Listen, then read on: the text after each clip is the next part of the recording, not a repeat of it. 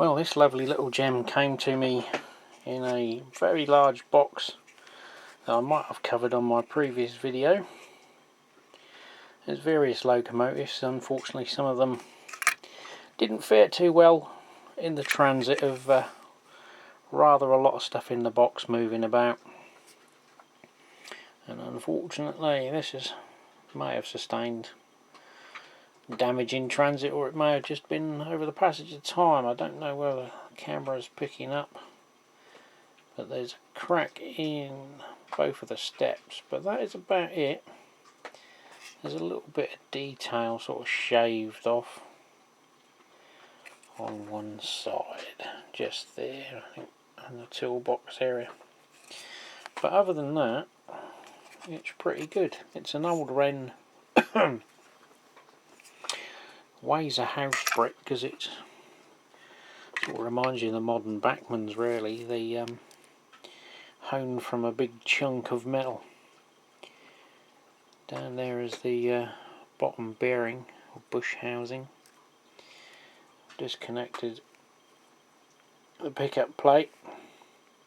Check the quartering, that's fine. It does turn, it does run, but not very well. You need all of the current to sort of just barely get a little trot out of it. I suspect mainly it's usually just age, over oiling, and dirt and carbon. It's not too bad. I mean, the wheels aren't bad, but we've got to the stage where we've took the top housing off the motor, retrieved the brushes and the magnet. And the magnet, I'm not sure how strong they're supposed to be. There is still plenty of pull in it, but not a huge amount. But if you'll see on the end there, one of the most important items, often missed or will go missing, is that little tiny ball bearing.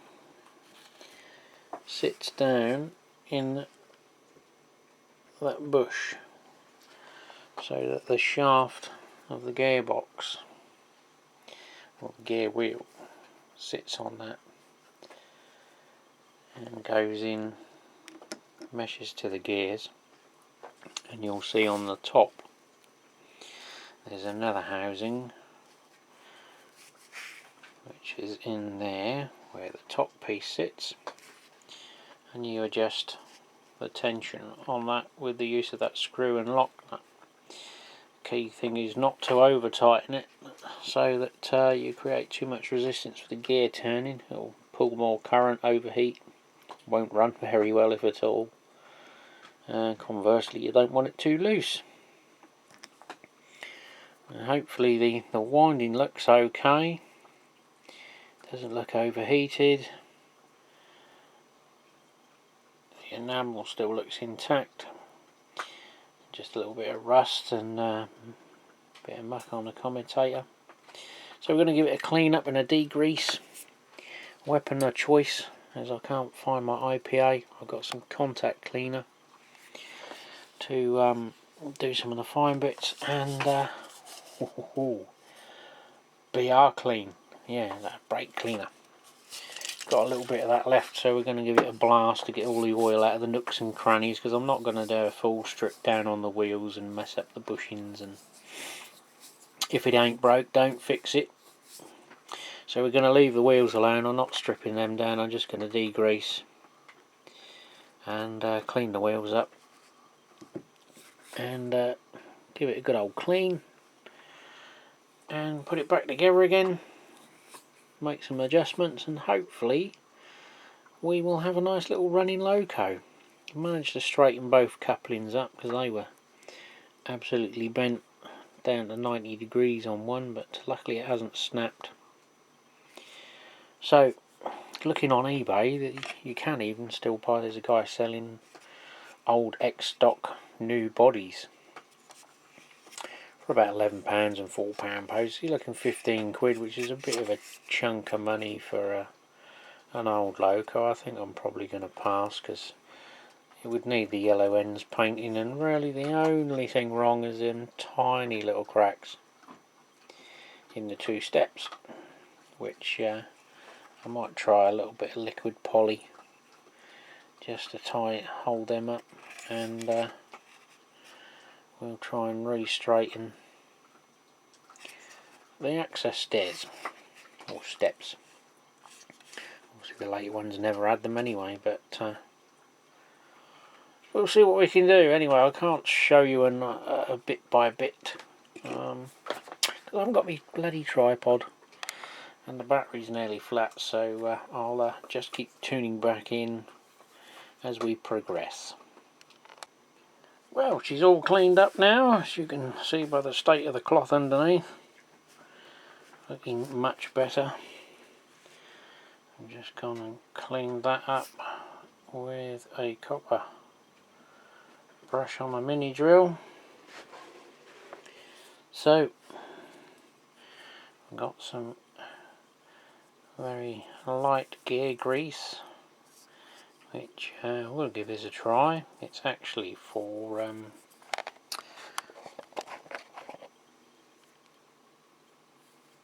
CD motor drive gears, for the disc drive ejection trays and the laser that runs backwards and forwards at a higher rate of knots reading the discs.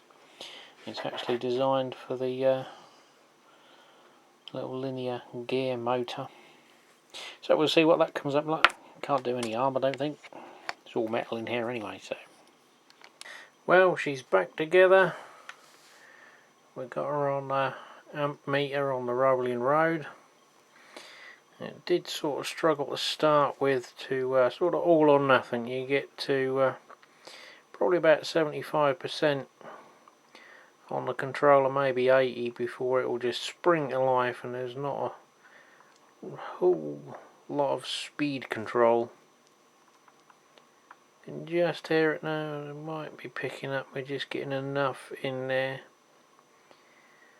which it wouldn't do before. And that's about it. I'm only on a very basic. I'll knock it back. It's about as slow as I can get it without it stalling. And that's pulling 1/4 of an amp, which isn't bad for an old girl. But I think the magnet is a bit tired, because if we bring this one in, you'll see the speed go up.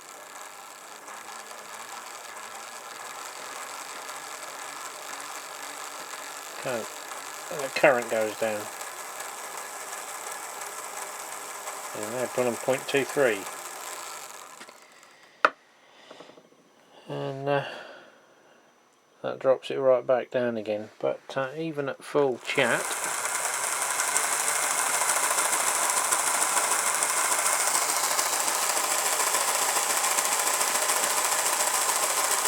a bit of irregularity on my meter there, but it's barking. But when she settles down, it's pulling about 0.33. A bit hunting at the minute, but go the other way.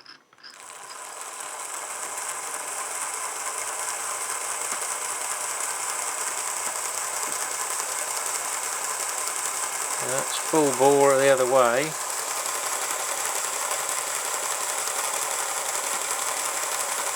Pulling 0.35. Obviously they're not geared for a Smoky Joe pace, are they? But yeah, I think the magnet's a little bit tired, but considering I'm sort of, do I keep it, don't I? I've just had a look. You can buy a new magnet. You can buy a neodymium magnet to replace the existing one for a like-for-like fit, but you're looking at 14 quid, and do I want to throw £14 at a little old Wrenn loco and a body, which is another £14, that's sort of £28 in. I mean, I could obviously not, I don't need to buy a body, it's good enough, don't need the magnet. Is it going to get used? Probably not. It'll just sort of come out occasionally, titivate it, oil it, run it around the track, and then put it away again like we do. So I'll have to have a think, I think, and decide what we're going to do with the little fella. Do we keep it, or do we get rid of it? Because we've got quite a few more to sort out yet, but unfortunately some of them did get damaged in transit, so they're going to be parted out, I think. Well, that's it for this one.